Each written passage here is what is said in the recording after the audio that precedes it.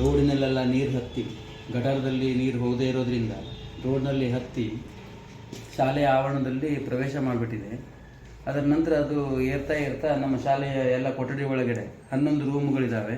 11 ರೂಮಿನ ಕೊಠಡಿಯಲ್ಲಿಯೂ ನೀರು ಹೋಗಿ ಕಪಾಟಿನವರೆಗೂ ಸಹ ಅದು ತುಂಬಿ ಕಪಾಟಿನ ಕೆಳ ಅಂತಸ್ತಿನಲ್ಲಿರುವಂಥದ್ದು ರೆಕಾರ್ಡ್ಸ್ಗಳೆಲ್ಲ ಮೆತ್ತಗಾಗಿಬಿಟ್ಟಿದ್ದಾವೆ ನೀರಿನಿಂದ.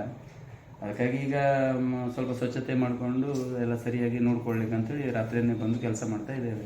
ಈಗ ನಾಳೆ ಸರ್ ಶಾಲೆಗಳಿಗೆ ಮಕ್ಕಳಿಗೆ ಯಾವ ವ್ಯವಸ್ಥೆ ಮಾಡಿದ್ದೀರಿ ಸರ್? ಬೆಳಿಗ್ಗೆ ನಾಳೆ ಮೇಲ್ಗಡೆ ಕ್ಲಾಸ್ನವರನ್ನು ಅವರ ಕ್ಲಾಸ್ನಲ್ಲಿ ಬಿಟ್ಟು ಕೆಳಗಡೆ ಎಲ್ಲ ನಾವು ಮತ್ತು ಶಾಲಾಭಿವೃದ್ಧಿ ಸಮಿತಿಯ ಅಧ್ಯಕ್ಷರು ಸದಸ್ಯರು ಎಲ್ಲ ಬಂದು ಕೆಳಗಡೆಯ ತರಗತಿಗಳನ್ನೆಲ್ಲ ಸ್ವಚ್ಛ ಮಾಡಿ ನಮ್ಮ ಅಡಿಗೆಯವರು ಶಿಕ್ಷಕರು ಎಲ್ಲ ಕೂಡಿ ಕೆಲಸವನ್ನು ಮಾಡಿ ಸ್ವಚ್ಛತೆ ಮಾಡ್ಕೊಳ್ಬೇಕಾಗಿದೆ.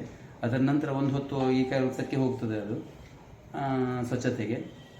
ನಂತರ ನಾಡ್ದು ಪರೀಕ್ಷೆನೂ ಇದೆ, ಅದಕ್ಕೆ ತಯಾರಿಯನ್ನು ನಾವು ಮಾಡಬೇಕಾಗಿದೆ.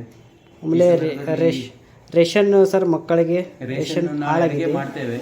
ಅದು ಕಟ್ಟಿಗೆ ಮೇಲೆ ರೇಷನ್ ಇಟ್ಟರೂ ಸಹ ಒಂದು 10 ಚೀಲ ಅಕ್ಕಿನೂ ಸ್ವಲ್ಪ ಹಾಳಾಗಿದೆ. ಕಟ್ಟಿಗೆ ಮೇಲೆ ಇಟ್ಟಿದ್ದೇವೆ, ಆದರೂ ಸಹ ಅದನ್ನು ನಾವೀಗ ನೋಡಿಕೊಂಡೆಲ್ಲ ಮಾಡಿ ಇಲಾಖೆಗೆಲ್ಲ ತಿಳಿಸುವ ವ್ಯವಸ್ಥೆಯನ್ನು ಮಾಡಿ ನಮ್ಮ ಕಮಿಟಿಯವರು ಗಮನಕ್ಕೆ ತಂದು ಎಲ್ಲರೂ ಅದಕ್ಕೆ ಸಂಬಂಧಪಟ್ಟಂತೆ ಏನು ಕೆಲಸ ಮಾಡಬೇಕೋ ಅದನ್ನು ನಾವೆಲ್ಲ ಸೇರಿ ಮಾಡುವ ಸಿದ್ಧತೆಯನ್ನು ಮಾಡ್ಕೊಳ್ತಾ ಇದ್ದೇವೆ. ಯಾರು ಬಂದಿದ್ರು ಸರ್ ಚೆಕ್ ಮಾಡಲಿಕ್ಕೆ ಈಗ ಪತ್ರಿಕಾಕರ್ತರು ಆ ಕಡೆ ಹೋದವರು ಬಂದಿದ್ದಾರೆ, ಬಂದು ನೋಡಿಕೊಂಡೆಲ್ಲ ಮಾಡ್ಕೊಂಡು ಹೋಗಿದ್ದಾರೆ. ನಮ್ಮ ಶಾಲಾ ಇದು ಶಿಕ್ಷಕರ ಸಂಘದ ಅಧ್ಯಕ್ಷರಾದಂಥ ಸತೀಶ್ ನಾಯ್ಕರು ಸಹ ಬಂದರು, ನೋಡಿಕೊಂಡ್ರು. ಮತ್ತು ಇಲಾಖೆಗೆ ಆಗಬೇಕಾದಂಥ ಸಹಾಯ ಸಹಕಾರವನ್ನು ಮಾಡಿಕೊಡ್ತೇನೆ ಅಂತ ಹೇಳಿದ್ದಾರೆ. ಅವರು ಸಹ ಈ ವಿಷಯವನ್ನು ಹೇಳಿದರು. ಮತ್ತು ಈಗ ಎಲ್ಲರೂ ಸೇರಿ ಕೆಲಸ ಮಾಡೋದೇ ಮುಖ್ಯವಾದಂಥ ವಿಷಯ. ಮತ್ತು ನಾವು ಅದ್ರ ಬಗ್ಗೆ ಹೆಚ್ಚು ಮಾತಾಡಲಿಕ್ಕೂ ಆಗೋದಿಲ್ಲ.